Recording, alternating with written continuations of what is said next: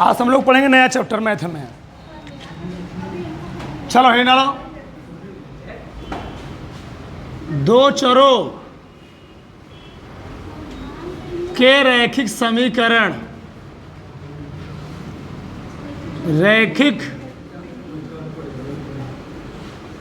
दो चरों के रैखिक समीकरण, वही बात हुआ, दो चरों वाले या के, कोई दिक्कत नहीं। दो चरों वाले रैखिक समीकरण, पाठ 4 लिख लो, लिखने लो। Linear equation in two variables, linear equation two variables,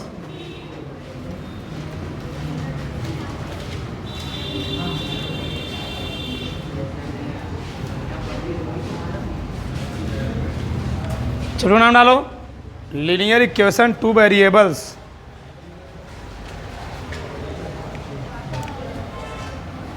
उसे पढ़ना समीकरण। समीकरण क्या होता है? इक्वेशन, इक्वेशन लिखो इसमें। दो बीजीय व्यंजकों का ऐसा कथन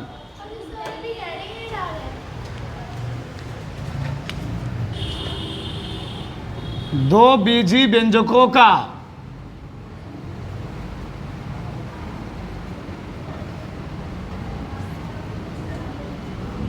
दो बीजीय व्यंजकों का ऐसा कथन जो बराबर के चिन्ह द्वारा, जो बराबर के चिन्ह द्वारा पृथक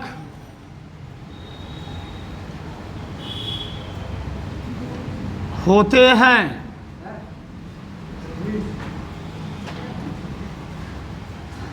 समीकरण कहलाता है।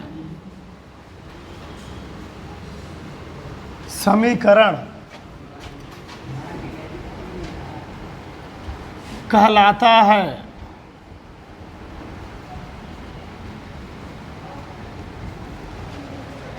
क्या कहता जी? समीकरण कहलाता है। दो बीजीय व्यंजकों का ऐसा कथन जो बराबर के चिन्ह द्वारा क्या होता है? पृथक होता है। जैसे मैंने मान लीजिए मैं लिखा, जैसे मैं लिखा 2x प्लस 3y बराबर 5। बताओ इसमें कौन कौन बीजीय व्यंजक हैं? x और y, और बराबर चिन्ह द्वारा क्या हो रहे हैं? पृथक हो रहे हैं। ठीक, हमने और लिख दिया, मान लो 4/3 प्लस x, कुछ लिख सकते हो, माइनस लगा लो, बराबर 7 आ गया। तो दो बीजीय व्यंजक द्वारा क्या हो रहे हैं? पृथक हो रहे हैं, अलग हो रहे हैं। कुछ लिख सकते हो, कुछ भी लिख सकते हो। 7/2y बराबर यहाँ लिख लिया 10। तो क्या हो रहे हैं? दो बीजीय व्यंजकों का, x और y क्या, दो बीजीय व्यंजक हैं। ऐसा कथन जो बराबर चिन्ह द्वारा क्या होते हैं? पृथक होते हैं, यानी अलग होते हैं, उसको हम लोग क्या कहते हैं? उसको हम लोग कहते हैं क्या? समीकरण। बात समझ में आई? अगला है डालो।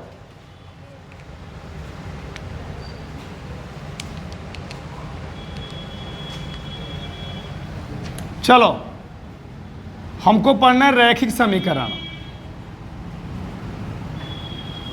क्या पढ़ना जी?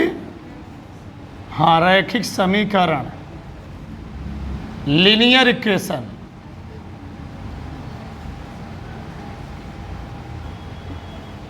लीनियर इक्वेशन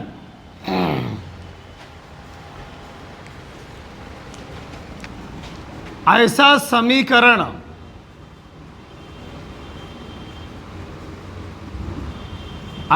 समीकरण जिसमें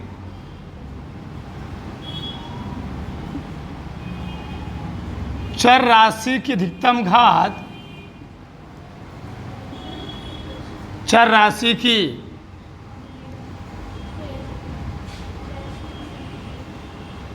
अधिकतम घात 1 होती है और बराबर चिन्ह से क्या हो, जो पृथक हो। ठीक, ऐसा समीकरण में चर राशि की अधिकतम घात कितना हो, 1 होती है, तथा जो क्या होती है, बराबर के चिन्ह द्वारा, बराबर के चिन्ह द्वारा क्या होती हो, पृथक।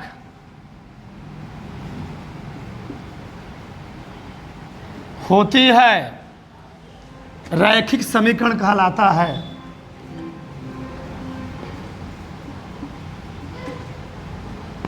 रैखिक समीकरण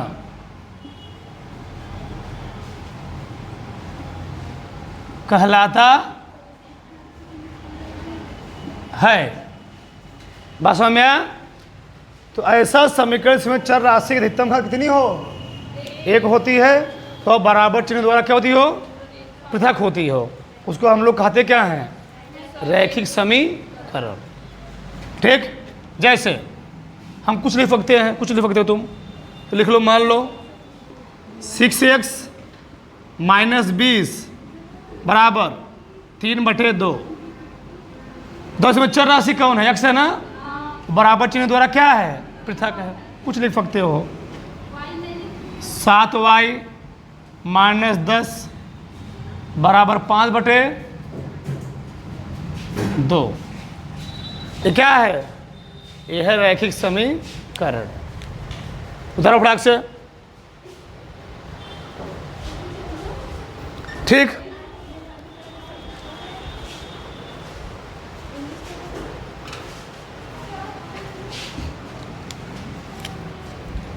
अगला लाइन डाल देना, रैखिक समीकरण के हल।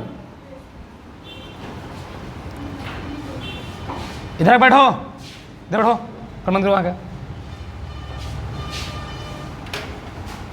रैखिक समीकरण, रैखिक समीकरण के हल। Solution of a linear equations.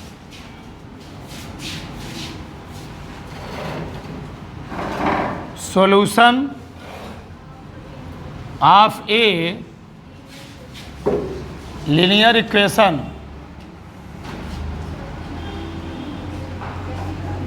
ठीक, अब ये क्या होता है, चर का वह मान जो दी गई समीकरण को संतुष्ट करता है। ठीक,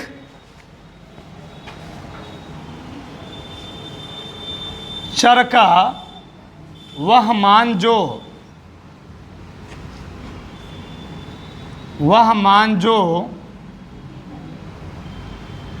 दी गई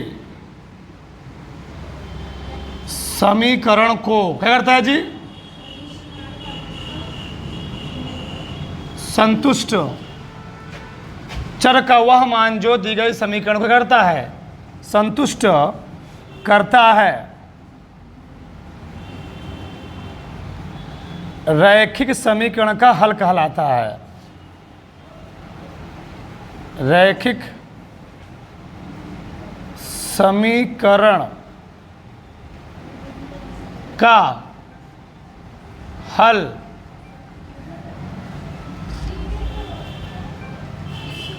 कहलाता है। जैसे मान लो हमने लिखा, तुम लोग देखो इधर, हमें लिखा x + 2 = 5। बताओ x का ऐसा कौन सा मान रखूं जिससे 5 आ जाए, इधर 5 है, इधर 5। x का मान क्या रखना पड़ेगा, 3। 3 क्या कर रहा है, इसको संतुष्ट कर रहा है ना, तो 3 क्या है, इस रैखिक समीकरण क्या है, हल है। क्या है, हल। मैं लिखा y - 4 बराबर 9। y का क्या मान रखूँ यहाँ, y का क्या मान रखूँ 9 आ जाए, एक मुक्का मारूंगा अभी। 13 क्या रखूंगा, 13 - 4 कितना आएगा, 9। इस तरह के समीकरण का हल क्या होगा? 13 होगा। समझो ना, जो दी गए समीकरण क्या करता हो? संतुष्ट करता हो। उधर पर इतना तो आगे बैठो, खाली है। चलो आगे देखो, सबका ध्यान इधर। x बराबर 1 दिया, y बराबर 1 दिया, तो a का मान ज्ञात कीजिए। क्या कीजिए? a का नहीं आ जाएगा, तीनों निकालना है। देखो ध्यान से, 3 x का मान 1, सिंपल चैप्टर है। y का मान बराबर 3 का अन्नम 3, 1 अन्नम 1 बराबर 6, 3 गए उधर, a बराबर 6 माइनस a का मान कितना गया? 3। अब एक मान यहाँ रखोगे, 3 यहाँ भी 3 आएगा, यहाँ भी 3 आएगा, बराबर 6 हो जाएगा। सही है? यहाँ रखो, a गुणे 1 माइनस 2 गुणे 1 बराबर 10।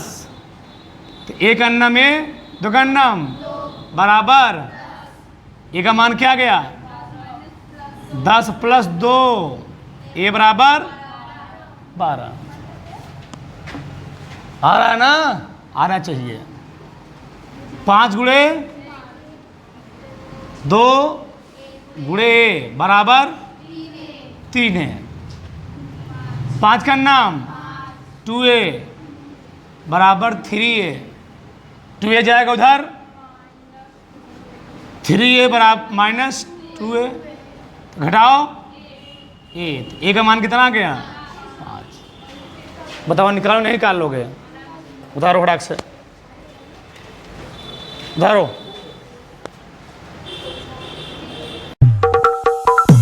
Lights, camera, action.